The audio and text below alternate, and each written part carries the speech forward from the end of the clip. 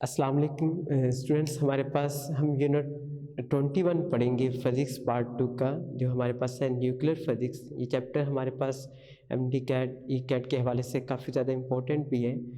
तो इसमें सबसे पहले हम देखेंगे न्यूक्लियस क्या होता है, एटम क्या होता है, इलेक्ट्रॉन, प्रोटॉन, न्यूट्रॉन, ये चीज़ें पढ़ेंगे। फिर हम मैस स्पेक्ट्रोग्राफी पढ़ेंगे, आइसोटोप पढ़ेंगे, और उसके बाद हमारे पास आ जाएगा बाइंडिंग एनर्जी और मैस डिफेक्ट।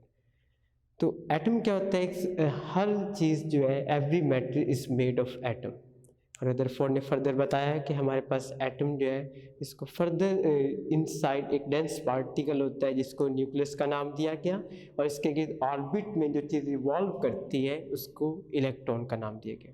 1920 के अंदर रदरफोर्ड फर्दर एक्सप्लेन करते हैं कि हमारे पास न्यूक्लियस के इनसाइड भी न्यूट्रल पार्टिकल पाए जाते हैं जिनको न्यूट्रॉन का नाम देते हैं। एटॉमिक न्यूक्लियस क्या होता है? At the centre of each and every atom there is small nucleus, the positive charge of the atom and 99% of its mass is consist of nucleus. यानी एटम का 99% मास जो होता है और एटम का पॉजिटिव चार्ज सभी nucleus पे consist करता है। और radius of atom 10 is 5 time greater than that of nucleus. उसके बाद हमारे पास है प्रोटॉन। प्रोटॉन का चार्ज 1.6 10 - 19 कूलम के बराबर, और प्रोटॉन का मास जो होता है वो हमारे पास है 1.6 10 - 27 kg के बराबर। एटॉमिक मास यूनिट में 1.007276 U के बराबर। इसी तरह अगर न्यूट्रॉन को देखें तो न्यूट्रॉन का चार्ज 0 होता है, लेकिन इसका मास प्रोटॉन के मास के बराबर। एटॉमिक मास यूनिट इसका 1.008685 U। नेक्स्ट हमारे पास इलेक्ट्रॉन का चार्ज 1.6 10 - 19 कूलम के बराबर, और इलेक्ट्रॉन का चार्ज हमारे पास प्रोटॉन के चार्ज के बराबर, लेकिन इलेक्ट्रॉन का मास प्रोटॉन के मास से काफ़ी कम होता है, 1930 टाइम 9.1 10 - 31 kg के बराबर। And the number of proton and neutron, the number of proton inside the nucleus of an atom is called atomic number या चार्ज नंबर, इसे जी से रिप्रेजेंट करते हैं। और प्रोटॉन प्लस न्यूट्रॉन दोनों के कंबाइंड नंबर्स को हम एटॉमिक मास या मास नंबर लिखते हैं, जो हमारे पास 1 के बराबर आ जाए। नंबर ऑफ न्यूट्रॉन को हम n से रिप्रेजेंट करते हैं, और इसको फाइंड करने के लिए हम एटॉमिक मास से एटॉमिक नंबर को सब्ट्रैक्ट कर देंगे तो नंबर ऑफ न्यूट्रॉन आ जाएंगे। अब आइसोटोप क्या होता है? Isotope are such nuclei of an element that have same charge number but different mass number. यानी ऐसे एलिमेंट किसी न्यूक्लियाई के जिनका एटॉमिक नंबर तो सेम हो बट मास नंबर डिफरेंट हो। यूं कर लें, जिनके नंबर ऑफ प्रोटॉन सेम आ जाए but number of neutron different हो, किसी न्यूक्लियाई के उन एलिमेंट को आइसोटोप का नाम देते हैं। जैसे हाइड्रोजन के 3 आइसोटोप हमारे पास है, हाइड्रोजन 1 1 1 2 1 3, और एक एटम का जनरल सिंबल जो है वो X, A और Z से रिप्रेजेंट करते हैं। हर आइसोटोप की हमारे पास केमिकल प्रॉपर्टीज जो होती हैं वो सेम होती हैं, क्योंकि chemical property number of proton पे डिपेंड करती हैं, और आइसोटोप्स के प्रोटॉन्स क्या होते हैं, सेम होते हैं। और ड्यू टू न्यूट्रॉन डिफरेंट होने की वजह से उनके मास में चेंज आ जाती है, उनकी फिजिकल प्रॉपर्टीज जो है वो चेंज आ जाती हैं, और फिजिकल मेथड से फिजिकल प्रॉपर्टीज के चेंज होने से हम आइसोटोप को सेपरेट कर सकते हैं। नेक्स्ट, आइसोटोप को सेपरेट कैसे करते हैं? इसके हमारे पास एक मेथड है, जिससे एक तकनीक जिसे मास स्पेक्ट्रोग्राफी का नाम देते हैं। मास स्पेक्ट्रोग्राफी का डायग्राम देखें तो पहले हमारे पास पैचेस A से B तक हमारे पास वैक्यूम चैम्बर होता है जिसमें इलेक्ट्रॉन की बीमारी होती है, और B से C तक हमारे पास आयनाइजेशन चैम्बर होता है। आयनाइजेशन चैम्बर के अंदर क्या होता है, हमारे पास ये बीम ऑफ इलेक्ट्रॉन को आयनाइज कर दिया जाता है, और नीचे हमारे पास एक वैक्यूम पंप लगा होता है जो इसमें से आयनाइज करेंगे, पॉजिटिव नेगेटिव आयन बनेंगे, नेगेटिव को अट्रैक्ट कर लेगा, और पॉजिटिव चार्ज जो है वो C से D के दरमियान प्लेट S1 और S2 के दरमियान मूव करेंगे।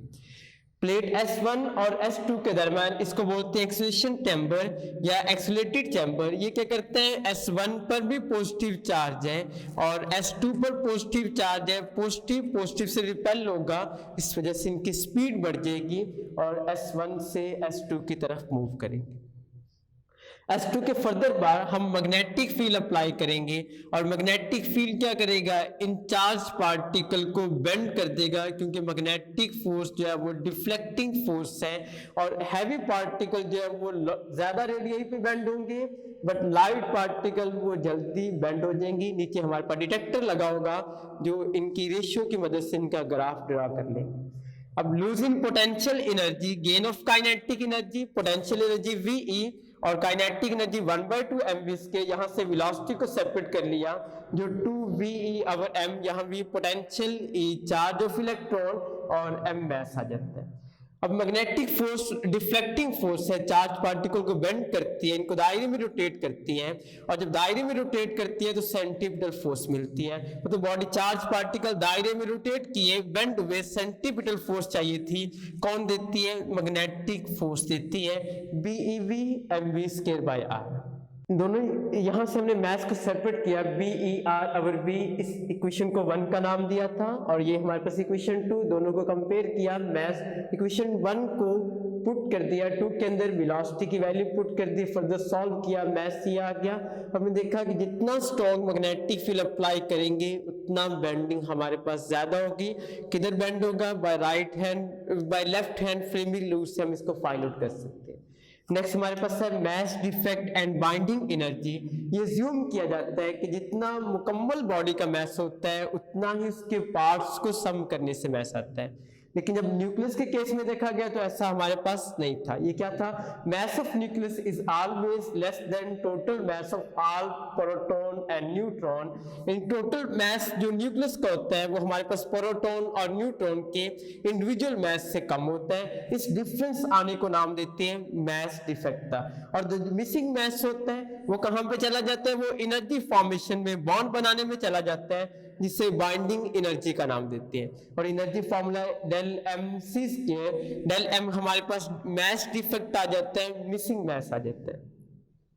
It is called binding energy, BE से रिप्रेजेंट करते हैं न्यूक्लियर। बाइंडिंग एनर्जी निकालने का फॉर्मूला हमारे पास क्या है, हम टोटल प्रोटॉन को एक प्रोटॉन के मैस से मल्टीप्लाई करेंगे, टोटल न्यूट्रॉन को एक न्यूट्रॉन के मैस से मल्टीप्लाई करेंगे, ये इंडिविजुअल मैस आ जाएगा, इनको सम किया और माइनस कर दिया कलेक्टिव मैस या कंबाइंड मैस ऑफ न्यूक्लियस से, और इसको C से मल्टीप्लाई करेंगे, हमारे पास बाइंडिंग एनर्जी आ जाएगी।